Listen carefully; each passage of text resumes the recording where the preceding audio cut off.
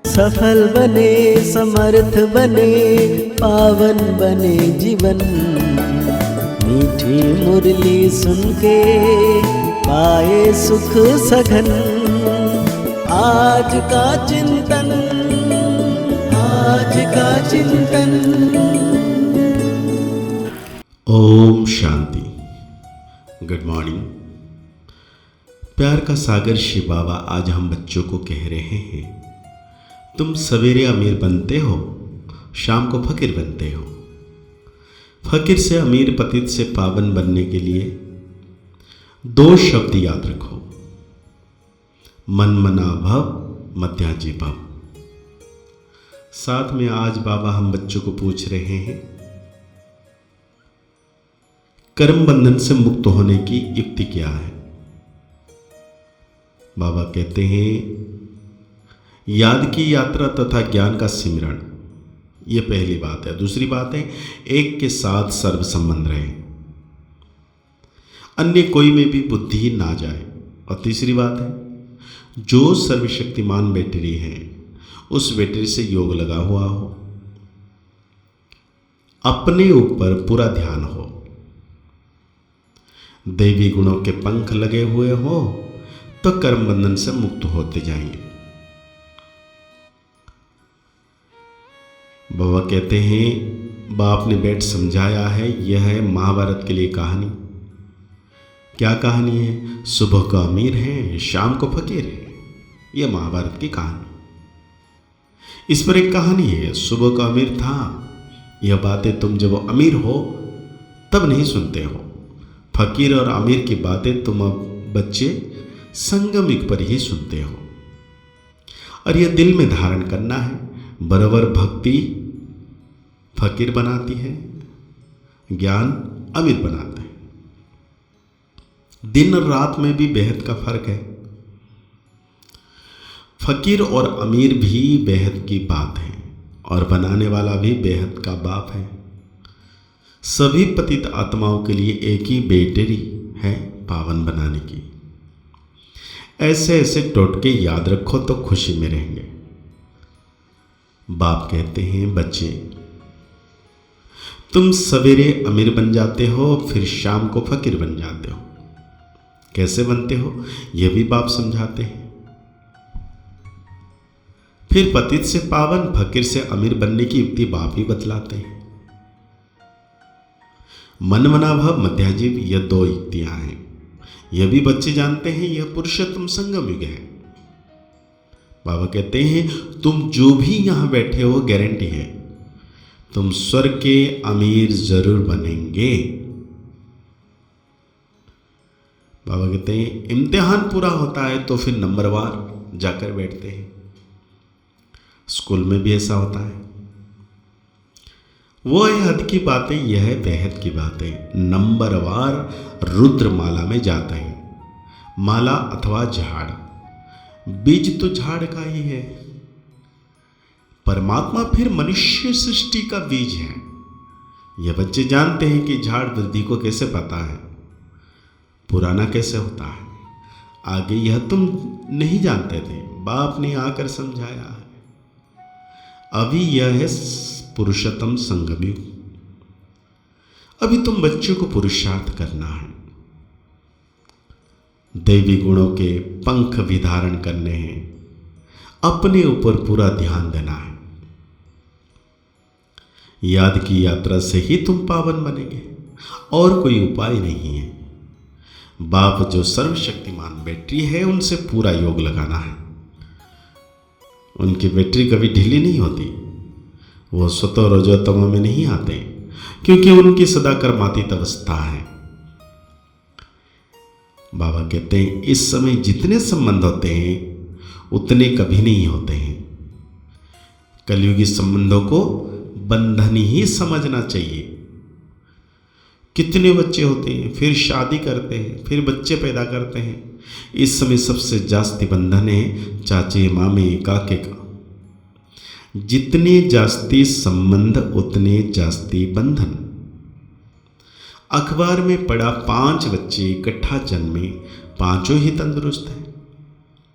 हिसाब करो कितने ढेर संबंध बन जाते हैं। इस समय तुम्हारा संबंध सबसे छोटा है, सिर्फ एक बाप से सर्व संबंध है। दूसरा कोई से भी तुम्हारी बुद्धि योग नहीं है सिवाय एक के। सत्युग में फिर इससे जास्ती है। हीरे जैसा जन्म तुम्हारा अभी है। हाईएस्ट बाप बच्चों को एडप्ट करते हैं जीते जी गोद में जाना वर्षा पाने के लिए, सो अभी होता है। तुम ऐसे बाप की गोद में आए हो जिससे तुमको वर्षा मिलता है। तुम ब्राह्मणों से ऊंच कोई नहीं है, सबका योग एक का साथ है। बाबा कहते हैं एक बच्ची ने समाचार लिखा कि हमने प्रश्न पूछा है कि स्वर्ग में है हो या नरक में हो, तो 4-5 ने कहा स्वर्ग में है। बुद्धि में रात दिन का फर्क पड़ जाता है। कोई समझते हैं हम तो नरक में हैं, फिर उनको समझाना पड़ता है कि स्वर्गवासी बनने चाहते हो, स्वर्ग का स्थापना करते हैं। ये बहुत मीठी मीठी बातें हैं, तुम नोट करते हो, परंतु वह कॉपी में भी नोट्स रह जाते हैं, समय पर याद नहीं आते हैं। अब पतित पावन बनाने वाला परमपिता परमात्मा शिव है। वो कहते हैं माँ में कम याद करो तो पाप कट जाएंगे। याद में कोई तो आमदनी होगी ना। याद की रस्म अब निकली है। याद से ही तुम कितने ऊंच स्वच्छ बनते हो। जितनी जो मेहनत करेगा उतना ऊंच पद पाएगा। बाबा से भी पूछ सकते हो, दुनिया में तो संबंध और जायदाद के पीछे झगड़े ही झगड़े हैं। यहां तो कोई संबंध नहीं, एक बाप दूसरा ना कोई। अब तुम जानते हो तुम्हारे मित्र संबंधी आदि सब नरकवासी है। हम पुरुषोत्तम संगम युगी हैं, अब पुरुषोत्तम बन रहे हैं। बाहर के रहने और यहां 7 रोज आकर रहने में बहुत फर्क पड़ जाता है। हंसों के संग निकले बगुले के संग में जाते हैं। बहुत बिगाड़ने वाले भी हैं। बहुत बच्चे मुरली की परवाह नहीं करते हैं। बाप समझाते हैं गफलत नहीं करो, तुमको खुशबूदार फूल बनना है। बाप रोज समझाते हैं इन आंखों से जो कुछ देखते हो वो सब खत्म होने। तुम्हारा बुद्धि योग नई दुनिया में रहे और बुद्धि के और बुद्धिदाता जो है बुद्धि के सारी बातें विधाता से हो। यह माशुक वंडरफुल है। भक्ति में गाते हैं आप जब आएंगे तो आपके बिगर हम किसी को भी याद नहीं करेंगे। बाबा कहते हैं अब तो मैं आया हूं, तो अब तुमको सब तरफ से बुद्धि को घटाना पड़े ना। ये सब कुछ मिट्टी में मिल जाना है। तुम्हारा जैसे मिट्टी के साथ बुद्धि हो गए, मेरे साथ बुद्धियों को होगा तो मालिक बन जाएंगे। बाप कितना समझदार बनाते हैं। मनुष्य नहीं जानते कि भक्ति क्या है और ज्ञान क्या है। अब तुमको ज्ञान मिला है, तब तुम भक्ति को भी समझते हो। अब तुमको फीलिंग होती है कितनी दुख हमने पाया आत्मा ने। मनुष्य भक्ति करते हैं, अपने को बहुत सुखी समझते हैं, फिर भी कहते हैं भगवान आकर फल देंगे। किसको और कैसे फल देंगे वो कुछ भी नहीं समझते हैं। अब तुम जानते हो बाप भक्ति का फल देने आए हैं। विश्व की राजधानी का फल जिसे बाप से मिलता है, वो बाप जो डायरेक्शन देते हैं ना, उस पर चलना पड़े।